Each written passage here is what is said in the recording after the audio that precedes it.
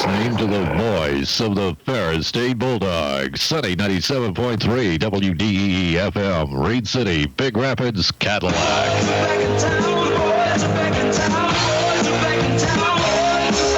It's been a long 2 years, but the Ferris State Bulldogs are back in McKinney, Texas in the NCAA Division II National Championship game. Now presented by Two Hats Ranch, it's Bulldog Blitz with a special look at Saturday's contest between the Bulldogs and the Valdosta State Blazers. Live from Texas, here are the voices of Ferris State football and basketball, Rob Bentley and Sandy Golston.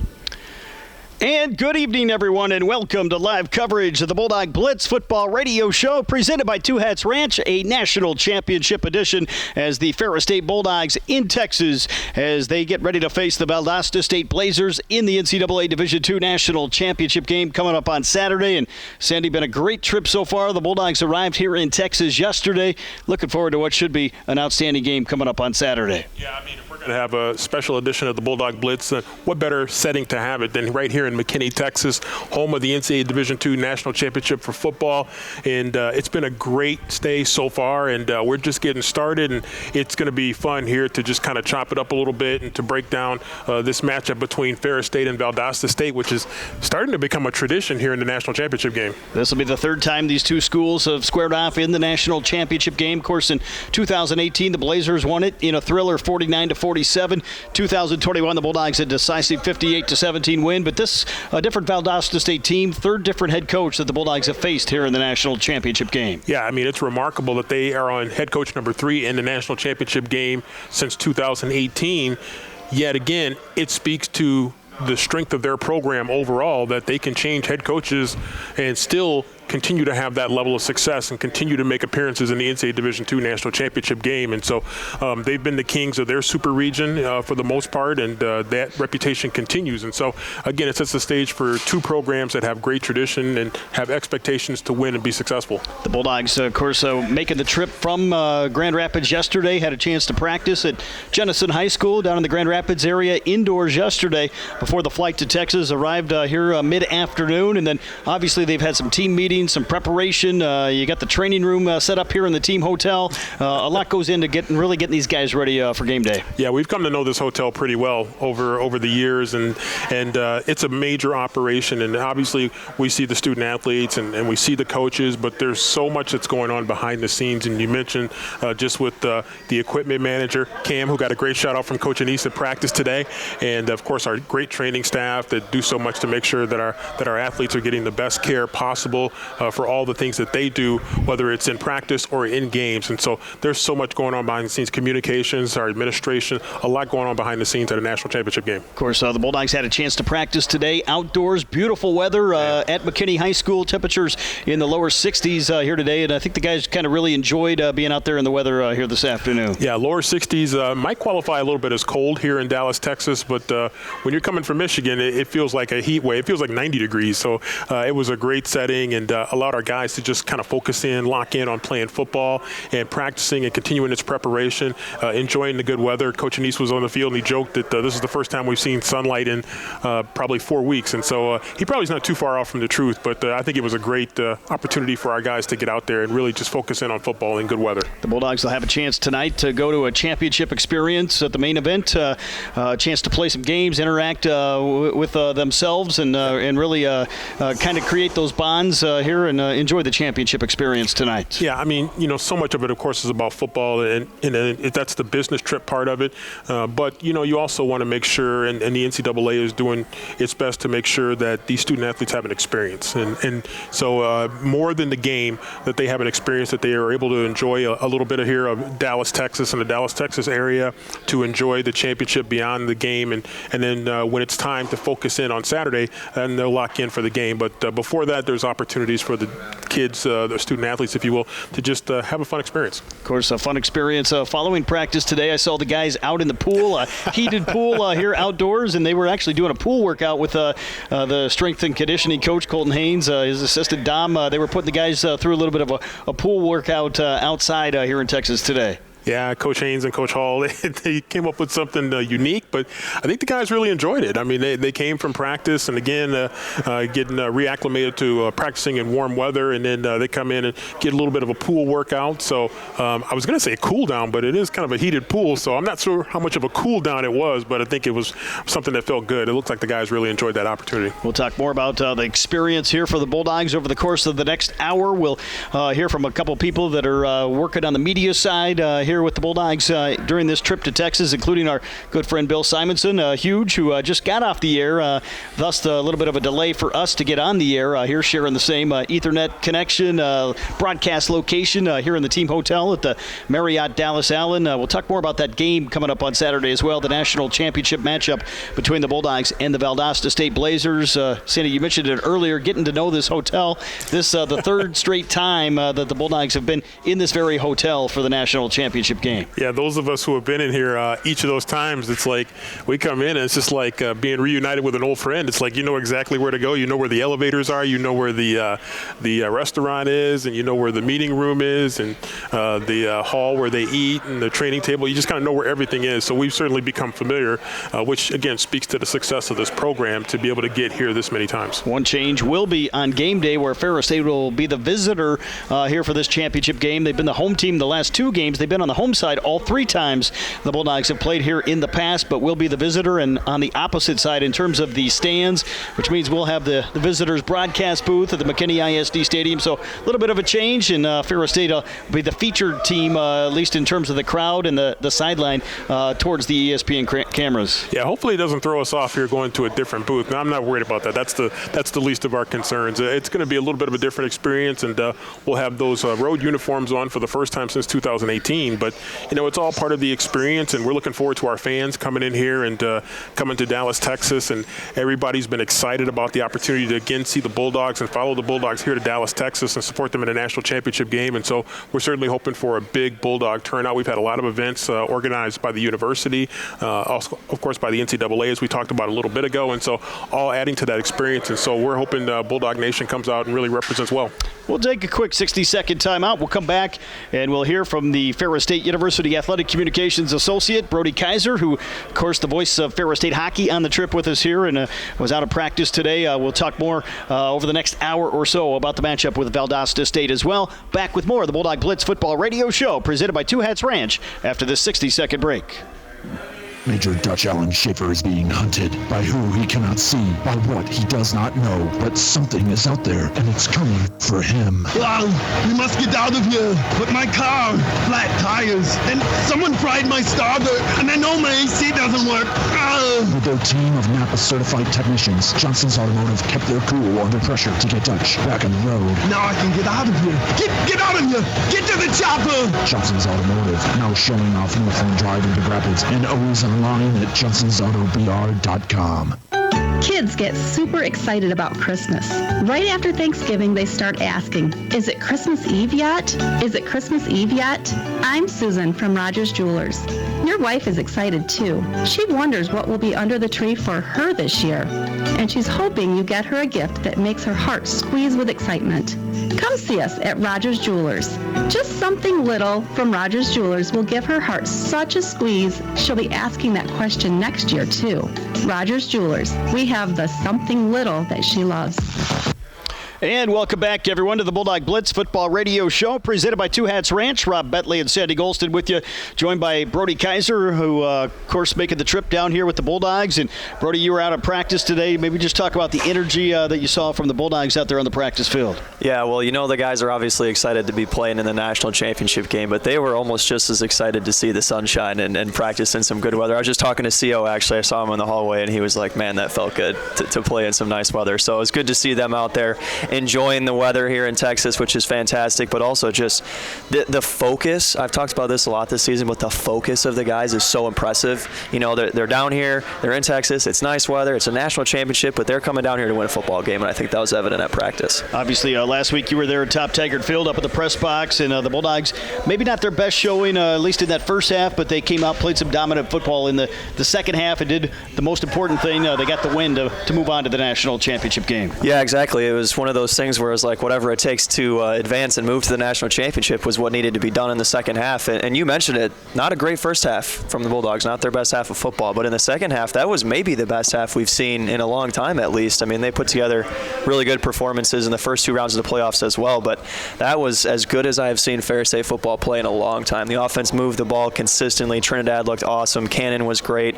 And the defense shutting out Slippery Rock after allowing 38 points in the first half, that was truly impressive. And it was really good to see the response because this team hadn't been tested in a while. They've cruised through the playoffs up until that point, and the response was certainly there, and in a big way for the Bulldogs. They pulled out the win. Of course, you were out of practice today, had a chance to catch up with some of the guys doing some interviews following practice, and for fans, we'll have those available on YouTube at Ferris Athletics, of course on social media as well. And I think the common theme from a lot of those guys that we talked to after practice today was this team's really taking it here and focused in and locked in really on coming out and playing some great football on Saturday. Yeah, I gotta commend the guys for their focus. It's really impressive to see the mindset that they all share, and it's not, that shows you that it's something the coaches are emphasizing, right? Is the focus and the preparation. And Jalen Jones said preparation maybe 6 times in his interview. The reason that he feels confident going into this weekend is because of the way the Bulldogs prepare, and they've talked about that a lot all season long. You see that in their practice habits. Coach Anitz has said this is he said this is the best practice team he's ever had in his entire coaching career, Ferris and beforehand. So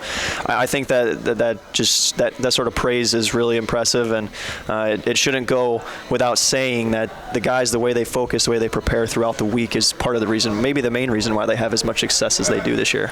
Brody, let's rewind to the preseason because you were right there with us in the preseason, and let's talk about Trinidad Chambliss and his development from what we saw in the preseason, what we saw in week 0 against Pittsburgh State. You were there, to now Harlan Hill finalist. Talk a little bit about his progression over the course of the season. Well, back in training camp, it was one of those things where Trinidad and Carson obviously were splitting the reps, right? So Carson was the guy with more experience. Trinidad was the guy coming in where he played a little bit last year, knowing that he was going to play a good bit this season, but it was really those two that were kind of going back and forth. So that's obviously changed since Carson got hurt. So that's a big reason why Trinidad has had a lot of success. But then the other thing, I think in Pitt State, just watching him play, he never looked like he was fully comfortable in that game. And credit Pitt State, they have a very good pass rush, a very good defense. They made life difficult for not only Trin, but for our entire offense, right? So credit Pitt State. But I think Trinidad, as he took that next step in his development in terms of confidence and his familiarity and comfort with the playbook, that's where his skill set has been allowed to blossom, because he's always been an elite downfield passer and he's always had elite athleticism as a rusher. But it was familiarity with the playbook, comfort with the system, and then the confidence that he can go out there and do it. So I think from training camp to the Pitt State game and then till now, that's where he has improved the most, and that's why he is a Harlan Hill finalist. We heard Trinidad, and he answered a question from Jack Doles about his season and what game where he really feels like he arrived. And he mentioned the Grand Valley State game, which I thought was interesting. But I want to ask you something else. In addition to Trinidad, I thought that's where the offensive line turned a corner in that game against Grand Valley, because I thought they really started to, push their dominance, and they became the nasty boys in that game. How do you see it from your perspective? I completely agree. I'm a little bit surprised that from Trinidad's perspective, he didn't say the Ashland game. That's what when the question was posed, that's what I thought he was going to go with, because he played really well in the Lake Erie game, and then I think that game just gave him that boost that he needed for the Ashland game. So I'm a little bit surprised at his answer, but it makes total sense, right? Like going to Lubbers in a game you pretty much have to win to keep your season alive going towards the playoffs. So it makes total sense. But I completely agree, Sandy, that the offensive line, boy, they have been good all year in stretches to start the year, but since that Grand Valley game, they have been just as dominant as can be. And not only for Trinidad, his ability to push the ball downfield, they give him time for him running the ball, but how about Cannon Katzer too? He really came on in the second half of the season, and specifically now in the playoffs, and a big reason for that is, of course, the offensive line. Yeah, you jumped right into my next question I was going to ask you, because they say that a quarterback's best friend is a running game. And Cannon to come in and be the first 1,000-yard running back rusher since Andrew Terry that really says a lot about how the Bulldogs have seen what Cannon can do, and they have really worked him into a different role, because we've had 1,000-yard quarterbacks, but we haven't had that 1,000-yard running back. Yeah, and Cannon has completely embraced it, right? Like I interviewed him earlier today, and he was talking about how at the beginning of the season he was only getting a few touches.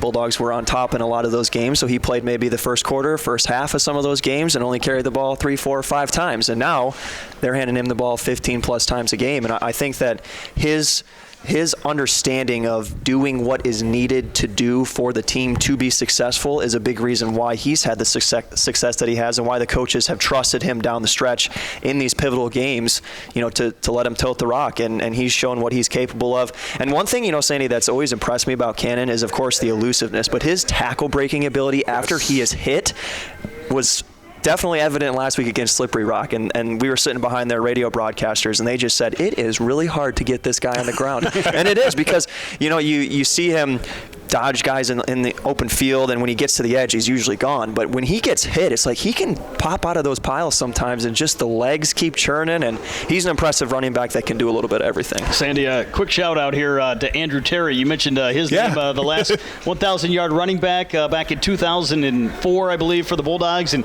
got to give a big shout out to him. He got 410 yards of those in one single game against Findlay. You know what? I still remember that game, and it's just mind-blowing to even think about that. 410 yards in one game, and they were feeding him, and Drew was just on fire. Great running back out of Grand Rapids, and he has just been absolutely phenomenal during his career. And to see Cannon be that next guy really says a lot about Cannon. One last thing before I kick it back to Rob is, the Bulldogs talk about that next man up mentality, and I think it's really important to emphasize this. You mentioned Carson Gulker. When he went down, I think Trinidad knew that it had to be his team.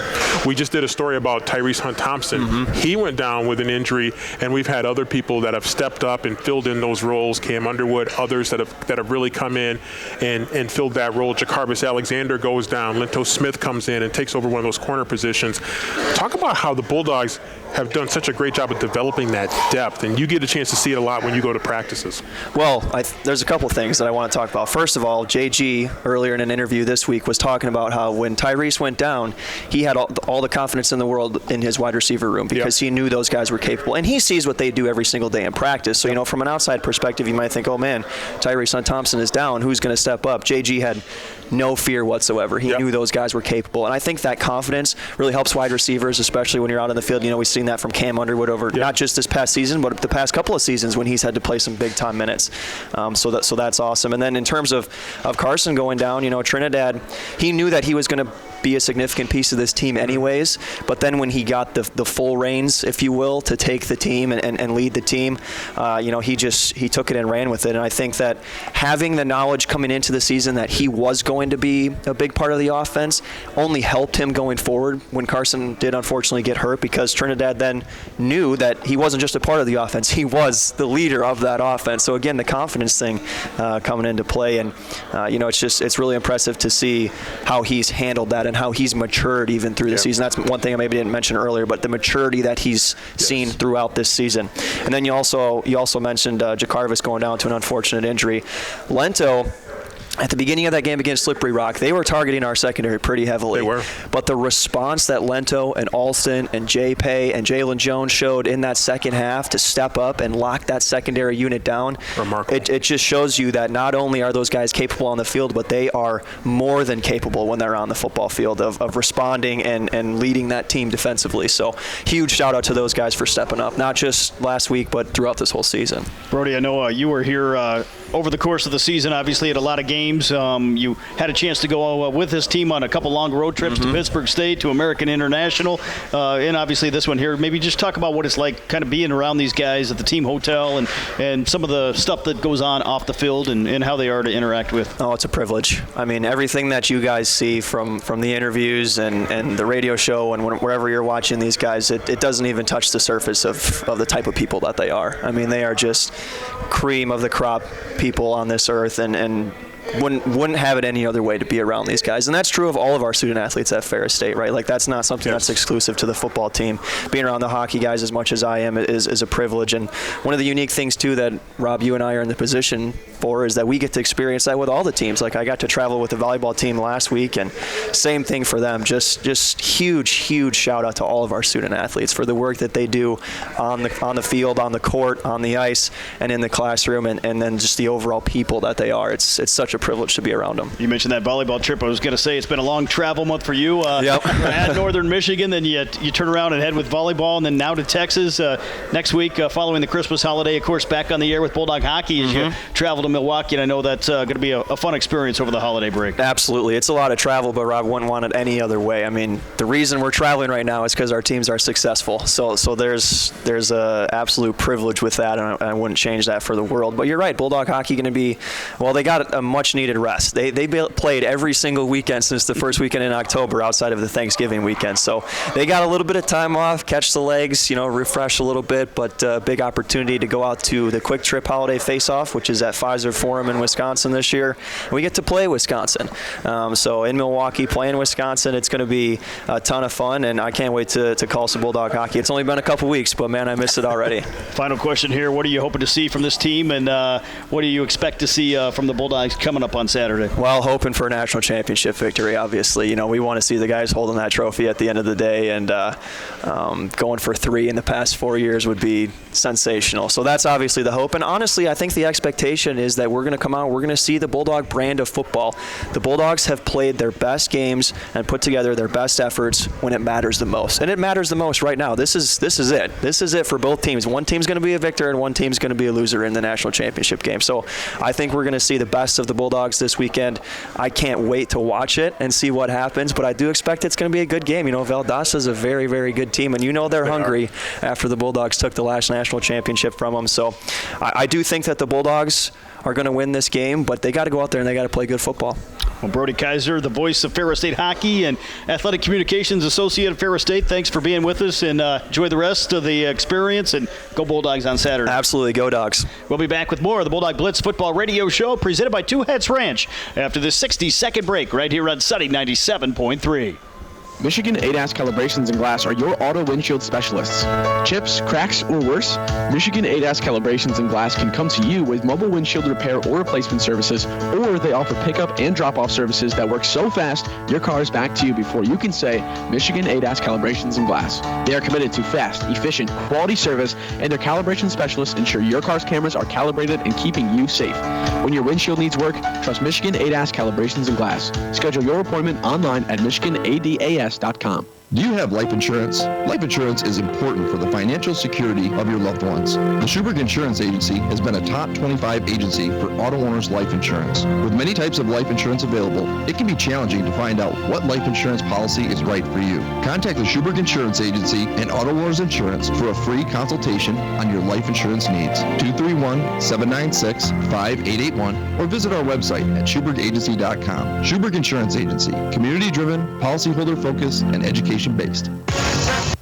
And welcome back, everyone, to the Bulldog Blitz Football Radio Show presented by Two Hats Ranch. Rob Bentley and Sandy Golston with you, joined now by our good friend Bill Simonson, a.k.a. Huge, who just got off the air doing his own show for the past 3 hours. And Huge, great to have you here again in Texas. Man, it's unbelievable. It doesn't seem like it was 2 years ago when I was down here. Last time Ferris won a D2 national championship, and just feeling the vibe with the team, with Coach Anise, the rest of the staff, the fans, the players.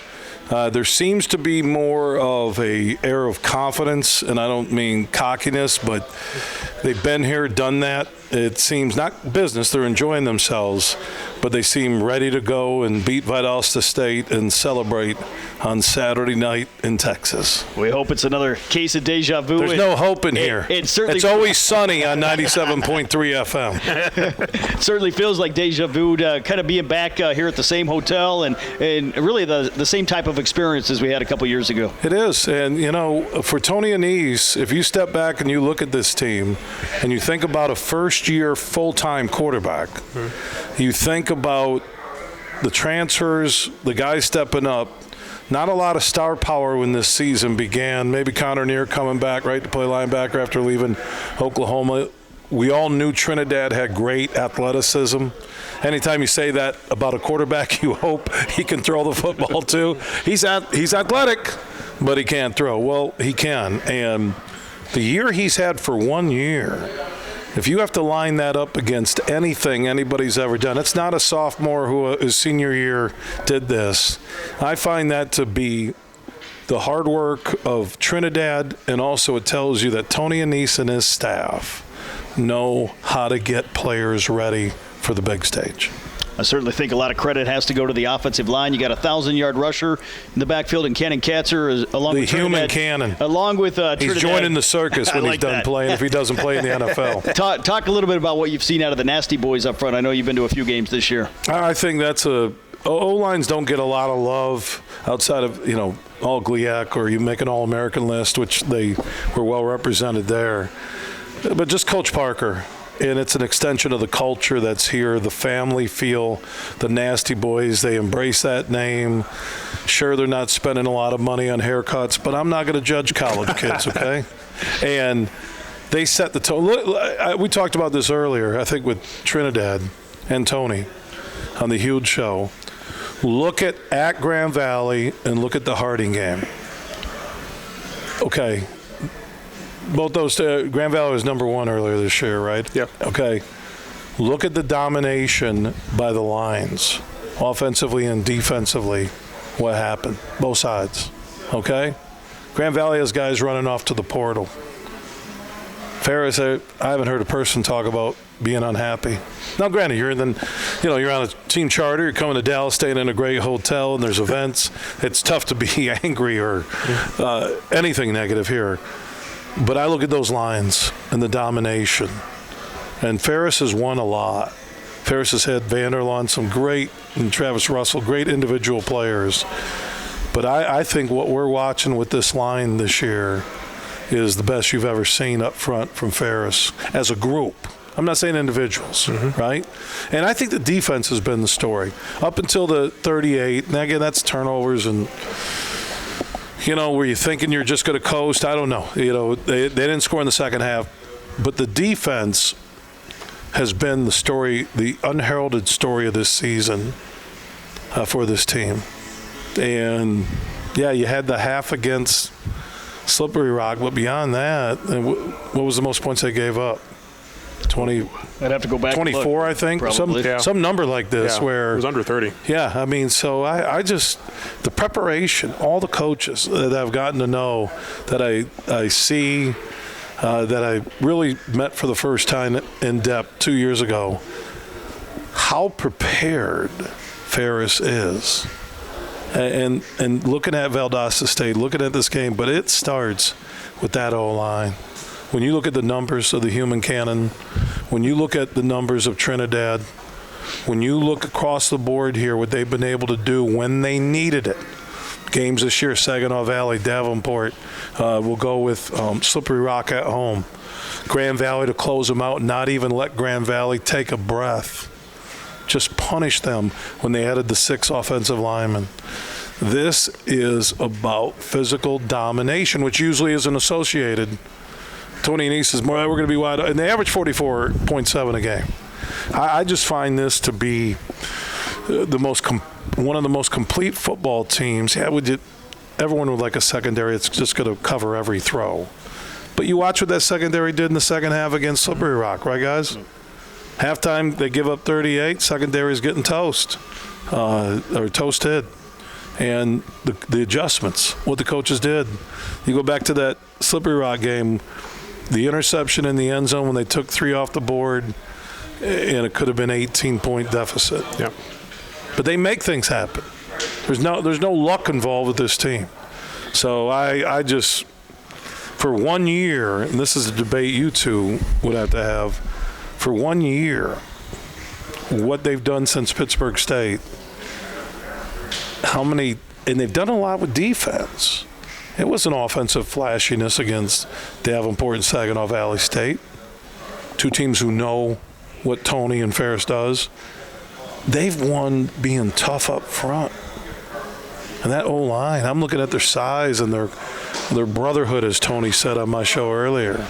They're a special unit, and they deserve the Nasty Boys title. Coach wouldn't let me roll out the old school Janet Jackson, but he went with some metal song. I have no idea what they're talking about. Well, he went with the Nasty Boys, the wrestling tag team from back in the day. But there was a song, some heavy metal song he said I should play when I talk about him. I'm like, can I even play that without being thrown off the air? Yeah, we don't want you to risk that. So thank you. Coach Anise had some doubters when he came to Ferris State. Our program had been down, and we had been struggling. And Coach came in here, and with a staff, some of them are still here with the team after all these years. What do you think has been the key to Coach Anise building a culture where the student athletes are not transferring out like crazy, where the coaches are staying and they're growing as coaches, but they remain loyal to Coach Anise, and they're winning? What do you think has been the key to Coach Anise's success? I think the key has been the type of player they recruit.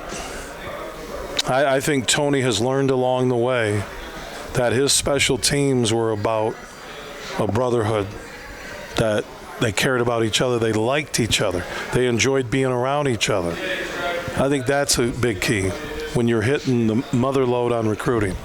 I also look at his assistants who don't get a lot of love when talking about Tony Anise. His assistants and Tony are all on the same page. Yep.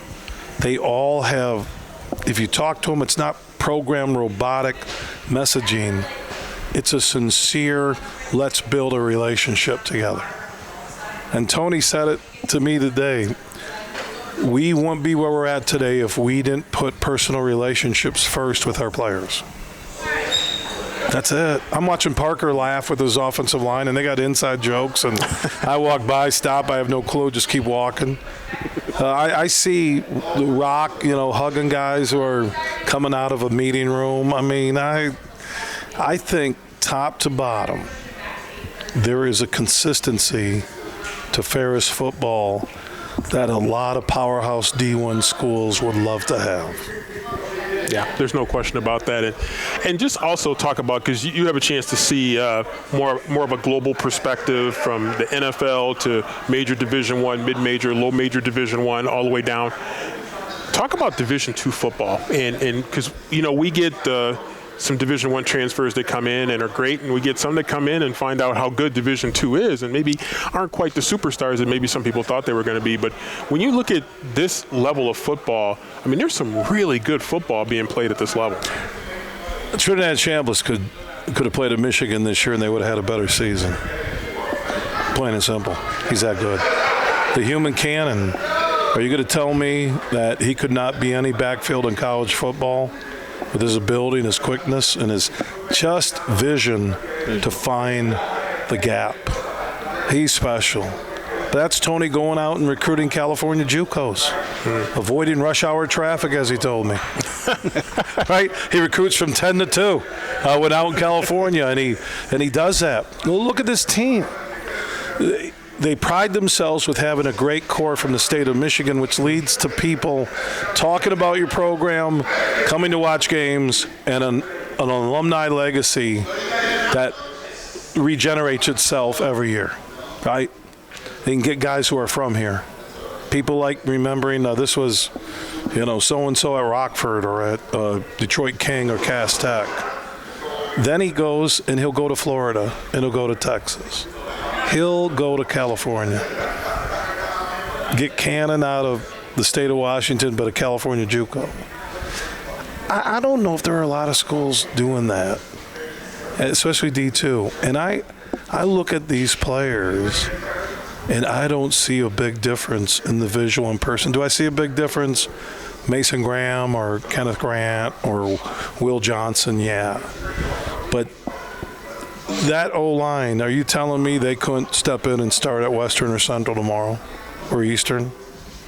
I'm not saying they're going to go win the college football playoff or be at Notre Dame. But in Trinidad, wouldn't be better than what CMU had at quarterback this year? That, Western had, that I watched in that bowl game? They just got knocked around by athletes. You watch what they did when They went to Montana on the road a year ago. And the way they hung with them, they did not have the depth of Montana because FCS gets more scholarships, and that just means more depth. And you saw the depth hurt them as they went into the middle part of the third quarter. But I took walking away from that, I'm like, okay, that's a team that went to the FCS championship, I think, last year. That was a measuring point and why I think they played the game. Yeah. To want to know what level athletes do you have. Because some will say, well, there's no guys going to portal, going from Ferris and moving up. You know why? Because moving up isn't better than being in McKinney, Texas, and being 4 quarters away, barring overtime, from your 3rd national championship in 4 years.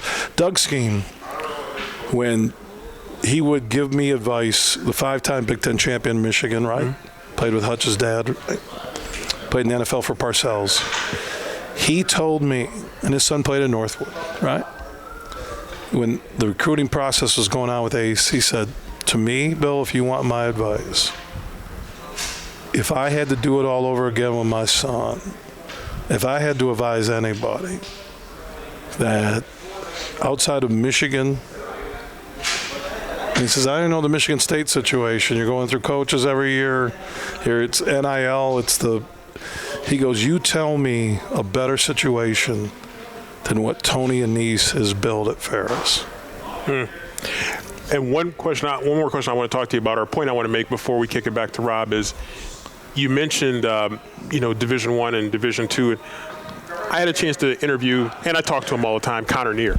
And Connor Neer won 2 national championships here at Ferris State, had some great relationships, and went to the University of Oklahoma. They recruited him pretty hard, and he graduated from Ferris State, and then he made his way back to Ferris State. And I talked to him after they defeated Davenport, and they bring the GLIAC championship back to Ferris State, and now in a chance to play for the national championship. And I said, is this what you imagined when you came back? He's like, this is what I wanted to be a part of.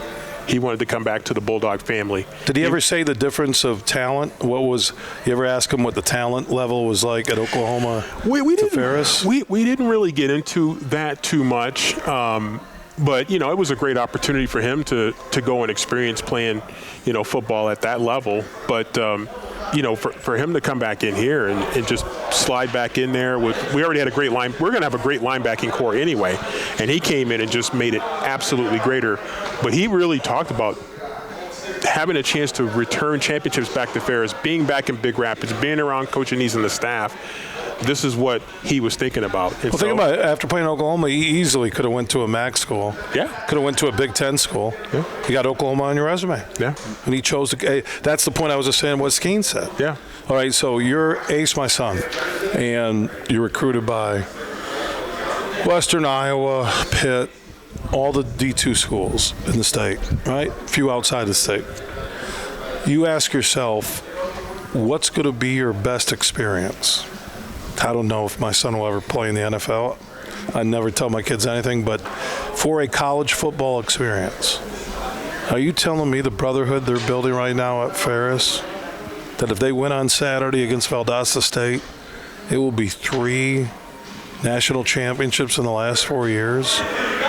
The players that Nolan Ziegler's, hey, nothing against CMU or Notre Dame, but I'm going to go to Ferris. That's going to be my comeback spot. And see what I believe is happening right now. It really started with the national championships. Tony's getting guys coming to him saying, I want to play. Great recruiter, but I want to play. My son Ace talked about the culture and the family feel. Same words Nolan Ziegler said in the interview on the Huge Show earlier this week, former 4-star Notre Dame athletic freak, 2-way player, talked about it. The same thing. They don't know each other. There is that culture. We hear it all the time now. And it's real, and you can't duplicate this at another school. And you know what? The biggest part of the culture that nobody talks about is how welcoming the current players were towards Ace. how I see them towards other recruits. So there's a military, and I'm not saying that in a negative way. There's that brotherhood where we're going to welcome you in. We're going to create a relationship with you. So now you see how the seniors worked, how hard you got to work. You're a redshirt freshman. You're on the incoming 2025 class. These guys are all texting, talking to each other. They're not going to be on campus till, I think, it's going to come up during the summer. Yeah. And the summer thing, Tony said it at the but after the Ferris State football golf outing at historic Clear Lake, which will be hosted Ryder Cup soon. I'll give you those details coming up.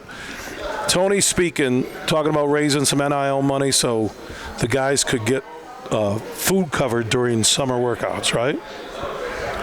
He had said then, something that stuck with me to even today, that we had the most guys ever stay over for the summer in Big Rapids.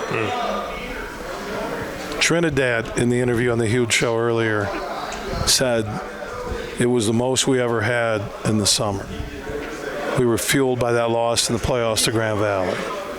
But now they're staying. So Tony's like, hey, I want to do NIL fundraising to try and get the food covered for my guys, right? Yeah.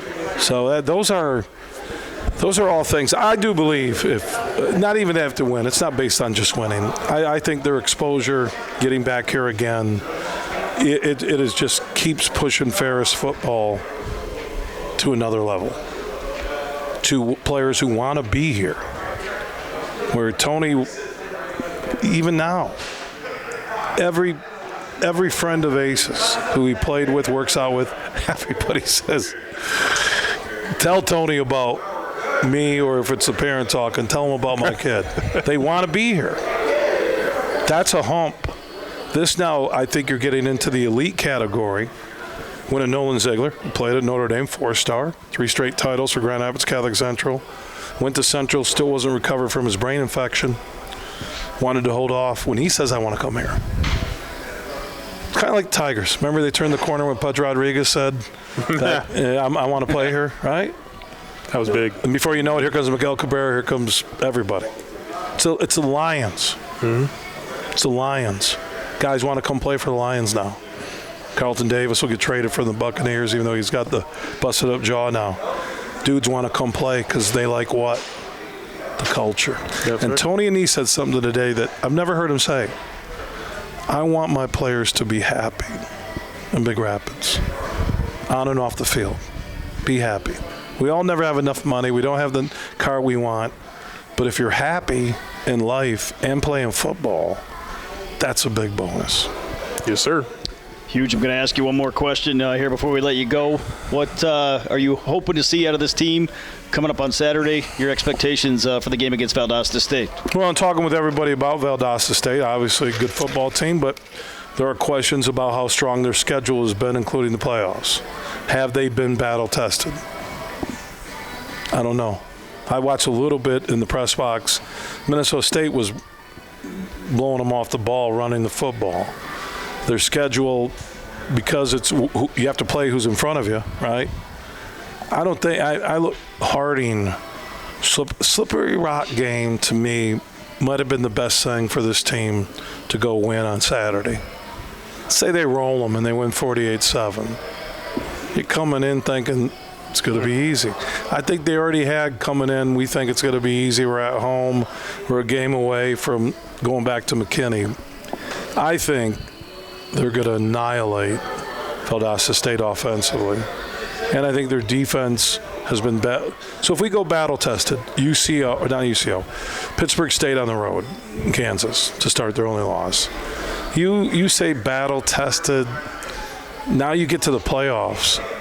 That run, if you look at it, UCO, what they did to Harding, Grand Valley on the road in Allendale,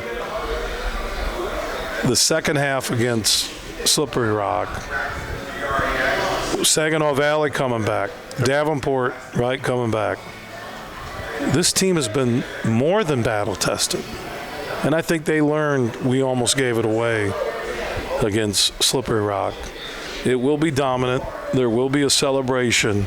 And the new billboard for Sunny FM will be, "It's always sunny in a spot where 3 of the last 4 D2 national championships in football reside." Let's make it sunny. Our good friend, Huge, Bill Simonson, Huge, always great to I love you talk guys. with you and great to have you on By the the way, trip you again. too, Sonny and everybody, blessed to have Rob Bentley and Sandy Golston calling the games. You wear your hearts on your sleeve. You're fair, objective, but most importantly, you're there for all the Ferris fans. A reminder to the fans that you can tune into the Huge Show as well, coming up tomorrow, 3 to 6 for more Bulldog football coverage. Go to thehugeshow.net. You can listen right there. There we go. Our good friend Huge. We'll be back with more of the Bulldog Blitz football radio show presented by Two Hats Ranch after this 60-second break right here on the Bulldog Sports Network in Sunny 97.3. Thank you for coming to meet our management team and staff at the all-new Baker Auto Group in Big Rapids. People all over Valdosta County are saying, wow, this is the place to buy a vehicle. Drive a brand new GMC Sierra 1500 Elevation 3BL, now just $299 a month. Or drive a brand new 2024 Chevy Silverado 2FL for only $339 a month. Or drive a new 2024 Jeep Compass Limited 4x4 for only $379 a month. We have 7 different brands and one great name, Baker Auto Group of Big Rapids. Give us a chance to earn your business. Let's just try not to embarrass ourselves and everything will be fine. Is that a Pepsi Vanilla? Oh no, please not here, not now. Oh, too late. Steve, it's flavor time, baby, and we're coming to you live with the smoothest cat in the city, Pepsi Vanilla. No, it's not flavor time. With a flavor so rich and a taste so smooth. It's delicious. It's refreshing. Dude, seriously, does this always have to happen when you drink Pepsi Vanilla? Ooh, yeah, baby. Pepsi Vanilla, now available in 0 sugar. That's what I like. I love it. And welcome back, everyone, to our final segment here of the Bulldog Blitz Football Radio Show presented by Two Hats Ranch. Rob Bentley and Sandy Golston with you as we gear up for game day coming up on Saturday. Of course, you can catch the pregame show starting at 1 p.m. Eastern Time on Saturday right here on Sunny 97.3. Of course, we'll have it on the Bulldog Sports Network, online coverage at ferrisstatebulldogs.com. Also in the Grand Rapids area on 96.1 The Game. Sandy, looking forward to this matchup against Valdosta State, 4th national championship game appearance here for the Bulldogs. Yeah, it's just the 4th national championship game appearance, and 3 of them will have seen Valdosta State. And, of course, our first time getting here in 2018, and, boy, just a shootout in that game. And, I think the Bulldogs, I think losing that game really motivated the Bulldogs to stay together, because you had the 2019 season. Things didn't work out the way that the Bulldogs wanted in the national semifinals. Then COVID hits, and then all of a sudden, but those guys stayed together, and then they came back with a vengeance in 2021 and just rolled during that season. Dominant offense, dominant defense, strong special teams. Then they ran it back the next year over Colorado School of Mines with another dominant performance. And, last year could be the same thing that we saw after the 2018 national championship game, a motivation season, because these guys really came back and locked in the offseason, their winter workouts, their spring season, in the summer, staying on campus. We talked about it, the most we've had on campus during the summer, leading right into fall training camp. And then this team is really just locked in this season. And, they had that setback against Pittsburgh State, but since then, they have been rolling. Of course, Valdosta State unbeaten on the year at 13-0. The Bulldogs come in with a 13-1 record. That lone loss, of course, coming, as you mentioned, to Pittsburgh State. This team has won 13 consecutive games. Valdosta State, of course, had that one game canceled against West Alabama in the middle of the year, but they have pretty much handled the competition that's been put in front of them entering this championship game. Yeah, that was a significant game on their schedule that got canceled due to some of the extreme weather down there, hurricanes. But this is a good team. I mean, I've had a chance to watch them a couple times this year. I'm a voter in one of the polls, and had a chance to watch them, and they have really good quarterback play. They run the ball really well. They've got some good receivers. They can be very explosive. And defensively, the scheme that they run, they rely a lot on their size up front and then their speed at linebacker and in the secondary. And so that's going to be interesting against a Bulldog team that is massive on the offensive line that rolls too deep on the offensive line and just continues to come at you in waves. And so it's going to be interesting to see how these teams match up against each other in what should be a really fun game to follow. Of course, the Bulldogs entering this contest led by a Harlan Hill Trophy finalist, Trinidad Chambliss. The Harlan Hill Trophy announcement tomorrow morning, 10 a.m., I believe, Eastern time. And we'll have updates for you on social media. Valdosta State has a Harlan Hill finalist as well, and quarterback Sammy Edwards, another dynamic type of performer at the quarterback position. Yeah, he's a good one. I had a chance to watch him a few games, and he does some really good stuff. And so it's going to be interesting to see how these two quarterbacks go at it, and if the Bulldogs can get some pressure on him and try to make him uncomfortable. So it's going to be a really fun matchup, two outstanding quarterbacks. Ferris State comes into the contest looking for a third national championship in the last 4 years. The Bulldogs in their fourth national title game appearance, and hoping a lot of Bulldog fans make the trip here to Texas. We've already seen some that have landed or drove down to Texas, and we're hoping for a lot more Bulldog fans coming up here on Saturday. Well, we've seen the buzz in the air. I mean, social media has just been jumping with all these alums just talking about how they want to come back here and support the Bulldogs.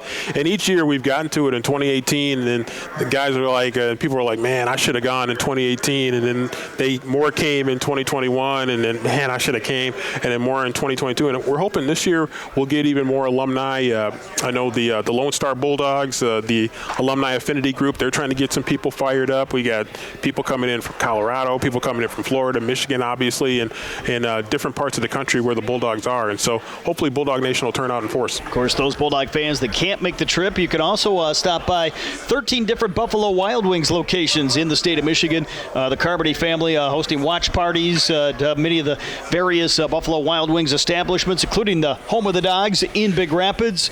Live broadcast as well on ESPN2. We'll have all the coverage for you right here on the Bulldog Sports Network and Sunny 97.3, along with 96.1, the game in Grand Rapids. We got Huge here with huge coverage on the Huge show both today and tomorrow. A lot of media attention here for the Bulldogs. Wood TV out of Grand Rapids, sending a veteran reporter, and Jack Doles, who was at practice today. So some great media attention, and we encourage fans to log on to ferrisstatebulldogs.com. Some tremendous interviews that we'll have posted here later on tonight. Yeah, we had a great time. You mentioned a little bit earlier, we talked about the good weather that was there, and just a great practice, strong practice, very focused practice, and really good to see some of those interviews we were able to pull together. A number of really good interviews with some of the key players from our team.